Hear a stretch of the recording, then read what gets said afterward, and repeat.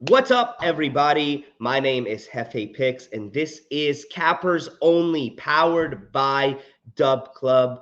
DubClub is the hub for simplified sports handicapping. They make cappers accounts grow, and managing your VIP subscription will never be easier than it is with them. They streamline the whole process. So please make sure to check out DubClub if you're a capper. And if you're a user looking for cappers, DubClub is the Amazon for you. You go on there, you could search for any capper you want that fits your wagering needs on a daily basis. So please make sure to check out DubClub. There's a QR code in the corner that'll take you right to the site. But without further ado, you guys already know what we do here on Cappers Only. We unveil your favorite cappers to the world. We interview them, why, how, and where they are from, how they get there, what's their systems like, and we're even going to give away some free plays. And today, on episode 3 of Cappers Only, my guest is Bookie IG. Welcome, my friend. Thank you so much for being here. Yeah, thanks for having me on, Hefe.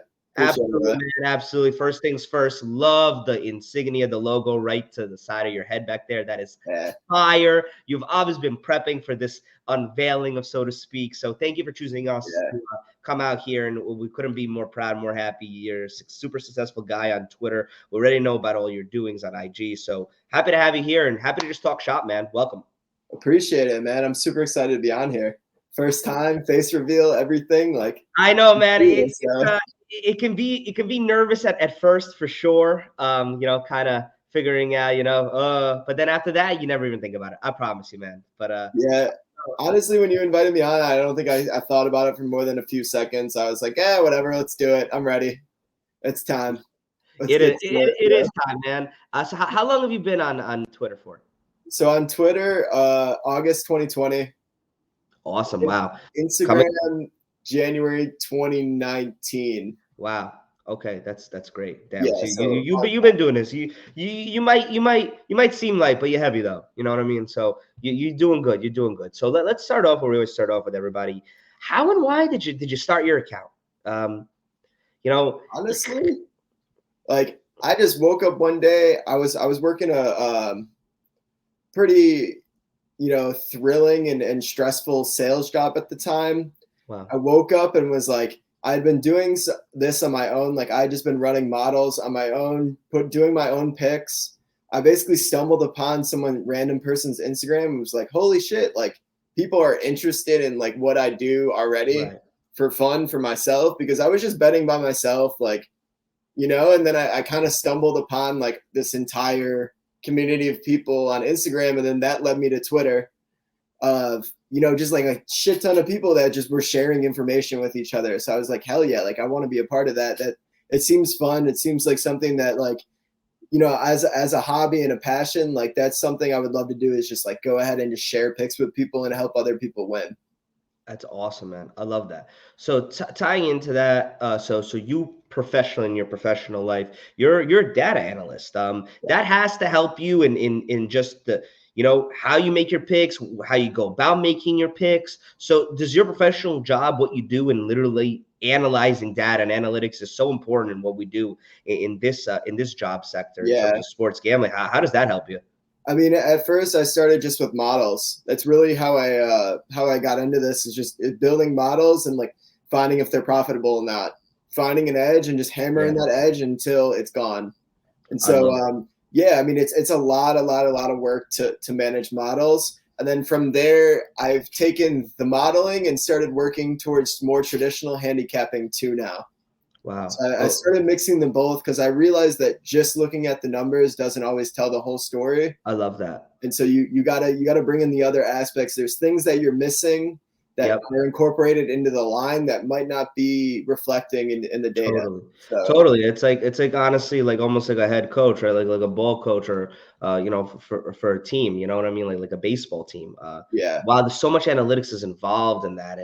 But a guy like, I don't know why I'm seeing him on my screen right now, but a guy like Buck Showalter, doesn't it kind of like feel to you that he's going to throw analytics off the table one day and just kind of go off a feel of the game? If he feels like that player's hot, but the analytics show that he doesn't hit lefties well and they're bringing in a lefty, he might keep him in, versus maybe a more analytical coach like a Aaron Boone, so to speak, might take him out. Because I kind of love that vibe that you kind of mix them both, because I think the hybrid approach is the best approach. Mixing analytics it's all about the balance. Yes. Exactly, man. All about the balance, man. Like you can't take. I mean, you can't. Moneyball, great movie, great story, everything. The whole Yeah, thing totally. is freaking awesome. Like but like if you only look at those numbers, you're gonna miss little things. Couldn't agree. You're gonna miss like players' attitudes in the locker room and Yep. things like that actually have an effect on the day-to-day game. And it's not just I mostly do regression models, so it's not just regressions. Yep. I love Not that. everything is a regression. So Totally, man. There's so much more to it. You got to be able to adapt multiple ways of looking at a certain situation and then get the best result out of that. So I really appreciate how you're going about that. And I think all of the viewers and all of your followers are too. So with that being said, talk to us about your best, favorite, most profitable sport. It could be one sport. It could be 3 different sports. What do you do the most in? What are you the most profitable in? And what is your favorite to cap? So my favorite is college basketball, and it's my most profitable. Yeah. That just goes without saying. Yeah. But I really, really do enjoy the NFL based just purely on the volume of games. Yeah. And I like watching the NFL. So that like that's just how it is. You and every single other American man. Yeah, that's what I'm saying. So like I gotta throw that out there that Yeah. like it's a harder sport to handicap. Like I'm happy when I make like 5 units, 10 units on an entire season of NFL because it's incredibly hard sport to handicap. But man, like the low volume of games makes it really fun and really like honestly like easier to handicap because you're only focusing on 32 teams on average, 16 games a week until week 5, and then drastically less than that. So it's like it's a lot easier to find 1 or 2 picks every Sunday that you really, really, really like. I totally agree with you though on the college basketball thing. I say this all the time. On a college basketball Saturday in the heat of the season where you got, your top 25 playing, so that accounts for 12 of the games, 13 of the games, whatever. It's those other 90, 80 games, no hyperbole, literally, because there's 100 games on a Saturday. It's those other ones that aren't ranked teams where you find those real sharp edges, those real sharp numbers, those angles you could really, with digging into analytics, get some absolutely fantastic results. So I totally agree with you on college basketball. It's not as pretty to bet on those random. Yeah, man. In northern New York, you're betting on Niagara at 1 p.m. It's not right. It's not always fun to watch. But I totally get you. I'm over here betting Bella Marine. Yeah, exactly. That was a fun team to bet this season. It was a fun team, exactly. But all right, man. So we kind of went into this, but you can expand on it a little more if you want, or just repeat what you said. But what's your system? And not a detailed view, but kind of just how you go about figuring out this is the play, this is what I'm gonna do. You kind of already mentioned you kind of do a hybrid approach, but just speak on that a little more if you will. Yeah, I mean it's finding value on the board. That's it. I mean, it's plain and simple as that. It's finding the value and then digging into the value. Because like you'll find, a model will trigger value every day, but you have to really dig into that because your model could just completely be missing that, Luka Doncic's out. And like you didn't account for that, and like you have to go in and manually change that every single day when you're going and doing that. So like if you miss that, like that's huge. And what could be a pick'em line is +7, and you're like, yo, this is huge value. I'm throwing all my money on the money line, like, and then you're just completely missing out on valuable information. So it's finding the value, and then going and digging a little bit deeper into that. Typing into search bar on Twitter, on Google, on Facebook, and looking at stuff and just finding like random, this player is going to be in, this player is going to be out, blah, blah, blah, all of this, maybe even press conferences, with things like soccer. I do a little bit of soccer. Like the coach press conferences do matter after all the games. Because they're usually going to tell you, like, who they're going to play, what their strategy is going to be for the next game. Wow. So you're looking to take a soccer over because it's only 2.5 on Bayern for some reason. And you go and watch the interview and the coach comes out and says, oh, they're going to play a defensive game. That's why the line's adjusted like that. And you just could be completely missing it. That's like, a freaking great point, man. That would never really happen, but it's like that. You're missing certain things that coaches are saying about who they're going to start, what kind of strategy that they're going to have. And so there's just a lot of different ways that you could find additional information that could potentially be affecting the line. And the thing is, if you don't find any of that information, that's where you know that your play is solid. I If like you that. don't find anything crazy that's affecting that line, and you're Right. showing that the line should be pick 'em and it's +5, that +5, I mean, that's huge. 5 points of value is absolutely ginormous. I mean, normally you're looking for 1.2. Yeah. So about to say, sometimes you work with the fractions of Yeah, that. you're working with 0.5. Like every Yeah, 0.5 matters in sports totally. betting. Every -105 versus -110 matters. Couldn't agree more, man. And Vig is so, vig, man. Vig is vig. You yeah, always got to look just like anything in life. Why pay premium when you can find a better position on a play if you really exactly. like it? Line shopping is super App important. couldn't agree more, man. But that's the thing is like, but if you're looking for fractions, if you're playing on fractions, then you can go ahead and place those bets.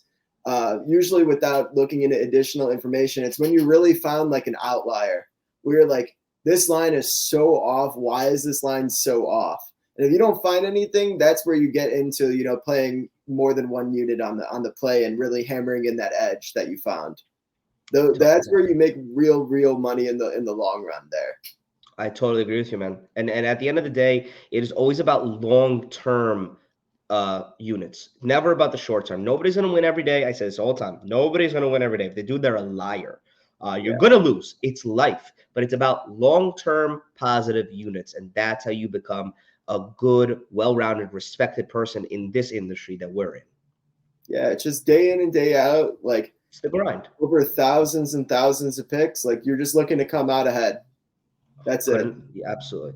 Well, before we get into today's picks, we're going to go over 3 games for all you guys out there. Bye Bookie is going to go through all 3 of them, give you a pick on them, and then give you his best bet at the end. I got to give a shout out to the reason we are here today, our friends over at DubClub. There is a QR code in the corner there. Scan that and go right on DubClub where you can find bookies, cappers like me, cappers like Bye Bookie, so many others. And it's like the Amazon of cappers. You go on there, you could search for whatever sport you need. You can find the right capper for you. And guys, the best thing that DubClub does is they really simplify the process for both sides. For us, the capper side, and for the user side, you guys watching us. So whether you're a user trying to find the right capper for you, or you're a capper trying to find the right platform for you, DubClub is the answer to both of those questions. So make sure to scan the QR code, go on their site and check them out. And thank them so much for powering this show and giving us the opportunity to bring on up and coming cappers on Twitter like Bye Bookie.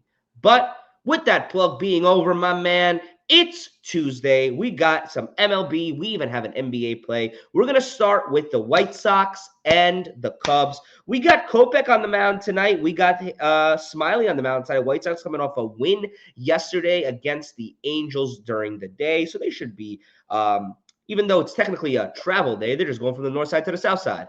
They're going to Wrigley. So who do you like in this game, man? Sox they've been struggling to string wins along. They win, they lose, they win, they lose.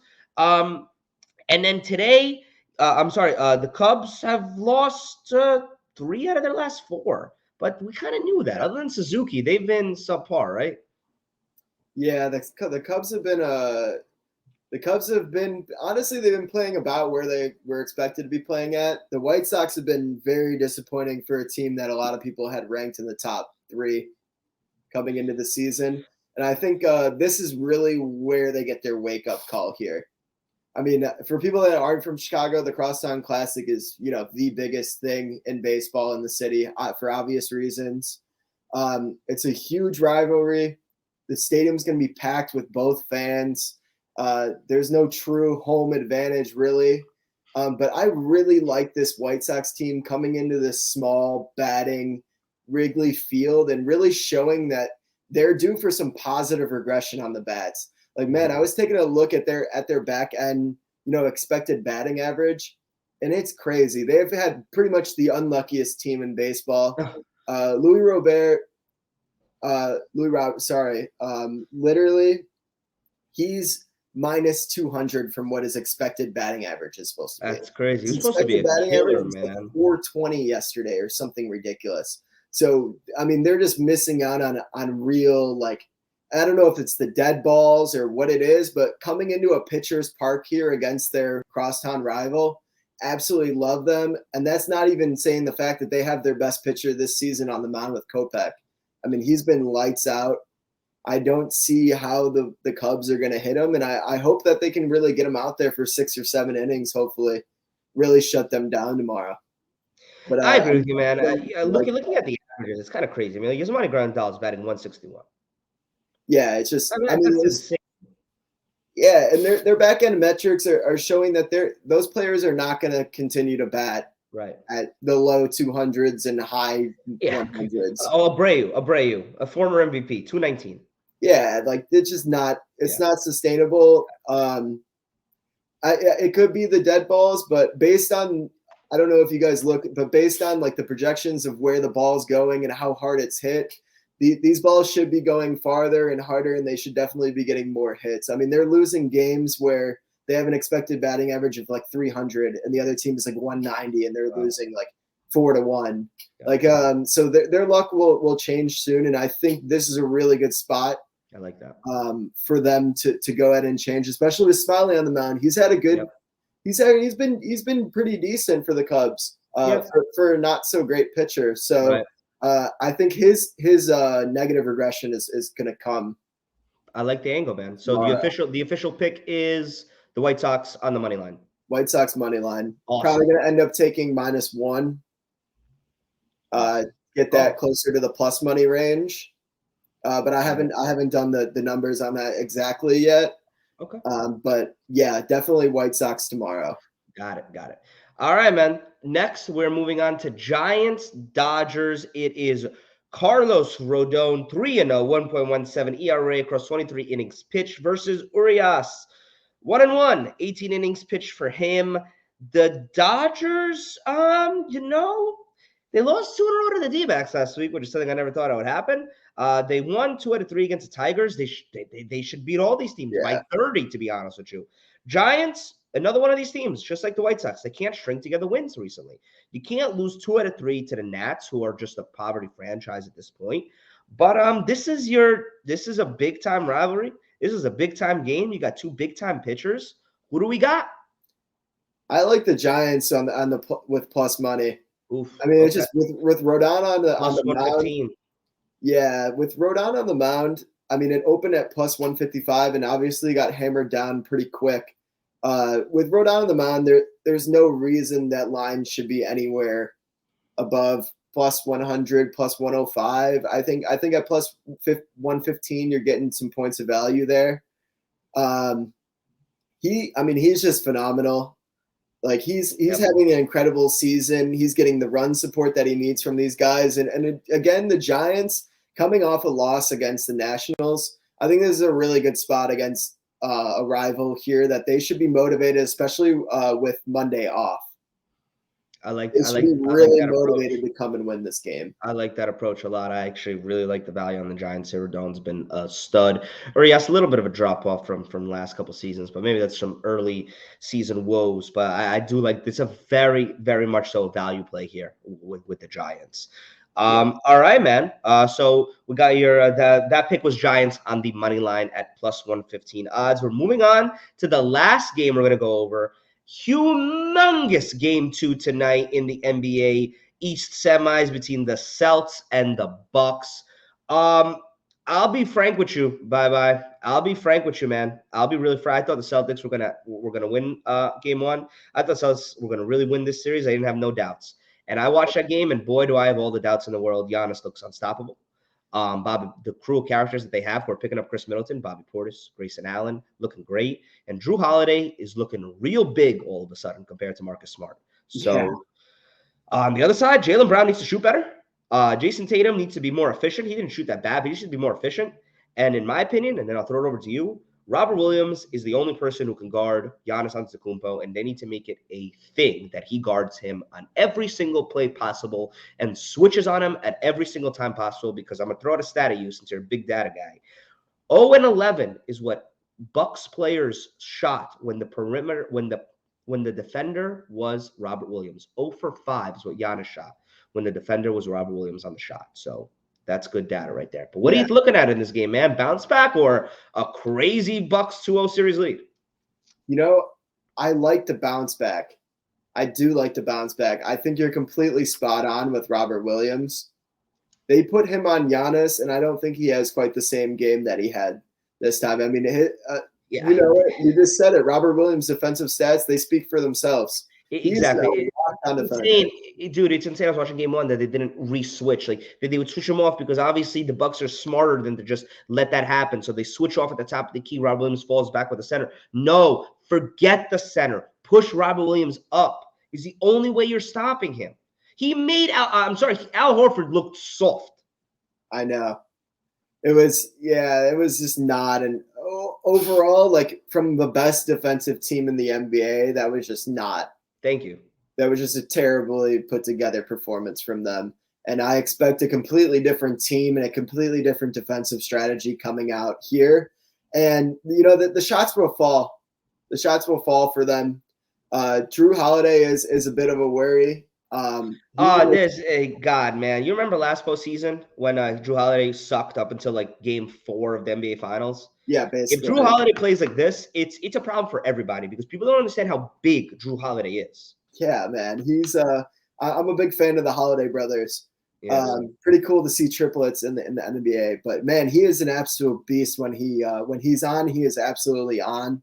And you know, they have a big test in front of them here. They cannot go down 0-2, especially heading to Milwaukee. So I really think that Boston comes out here with a completely new game plan. And you know, we need Jaylen Brown obviously to shoot better, like you said. I expect Tatum to step up to the plate like he has been the last series, and I expect him to do it again this series. That first game was definitely a wake up call for them. Couldn't agree more. I love that. I love that vibe that you're giving off. Yeah, man. I think the Celtics had to come out of this and be like back against the wall. We need this win. We got to tie up home. We got to get home court advantage back because there's also no stopping Giannis. Giannis is going to do Giannis and get his numbers. You got to stop the others. That's how you beat the Bucks. You stop the others. There's no stopping Giannis. Stop the others. Yeah. That's the thing. Tatum plays defense like he played against the Nets. Yeah. Smart picks it back up. Yeah, the defensive players are there. They just need the right game plan from the coach, I think, in my opinion. Totally agree with you, man. And I think they will make those adjustments. I'm excited for game 2 tonight. Yeah. But all right, man. So you gave out 3. Now it's your time. Pick one as your best bet on camera. Everybody's watching. Hype yourself up. What is it? What's your one best bet? Best bet. Here we go. Chicago White Sox. On the money line, -140 for now. To be tuned when I post it on my page, which is going to be right after this. But definitely. Love them tomorrow. Crosstown Classic. If you've never watched it, tune in. Wrigley Field's going to be absolutely hype. It's going to be you know, one of those series again. And you know, the White Sox clearly are the superior team, and I expect them to show that here today. I love that, man. All right, man. Well, before we get out of here, take a moment, tell all the people, look right into the camera, tell all the people why they should be following you, riding with you, and all that good stuff, man. This is your time to shine. Tell the people why Buy Bookie IG is the man to follow and why you're so successful, man. I mean, you've said it all, so just preach your shit, man. I mean, if you're just looking for someone who, you know, I just post picks. That's pretty much it. I post picks. I post the value that I like for the day. I'll have anywhere from 1 to 4 picks usually every single day. They're all value picks. Every single one of them is a value pick. And if I'm posting it, it means I really like it. And if I really like it, that means I spent the time to go ahead and dig in and make sure that, you know, this is a real pick that I want everyone to tail. And then you can go into my bio. You can check out my spreadsheet. I have every single pick that I posted on there. Transparency. I love it. Yep. And then I'm just grinding edges. So when I find an edge, albeit that edge be that +115 or -140, the edge is there no matter what the line is if I'm posting it. So it's definitely there. You go, man. You got yourself, you know, the biggest compliment that I can give anybody who comes on here, who unveils the person that behind the Twitter account, tells a little bit how, why, and where they got and where they are right now and how they got there is you're a genuine person. Genuine is the number one compliment I can give to a capper. You're not trying to fool anybody. You're not trying to, just put out picks without putting in the hours of information that you do. So you're a genuine person, man, and we couldn't appreciate you more coming on here. And I'm sure that anybody watching agrees with me, man. You put in the time, you put in the effort, you come from a data background professionally, so you know what you're doing in terms of that. You have it all, man. You're a great guy and a great account, and so honored to have you on here, interview you, and show you off to the world, man, because you know what you're doing. And everybody I appreciate it, brother. I really appreciate it. Absolutely. Just going to keep grinding out those picks. That's what you do, man. You hear it first, folks. Bye-bye, Bookie IG. If you don't follow him, you better be following him at the end of this show. And everybody, make sure to go check out DubClub. They're the Amazon. They're the freaking Amazon for cappers and for users. You're a user. You want to find the right capper for you, you can do that. You're a capper and you want to attract to the masses, sell to the masses, they can do that. They streamline the service for both sides of the business. My man, thank you so much for coming on here, joining us. Thank you for telling us a little bit about you. Thank you for going over some picks with us. And thank you for giving away a best bet winner. I'm already calling it a winner, man, because I love how you went about it and capped it. Thank you for DubClub for hosting the show, powering the show. And ladies and gentlemen, this has been Cappers Only. We will be back next week with episode 4 with yet another capper to unveil to the world. Thank you.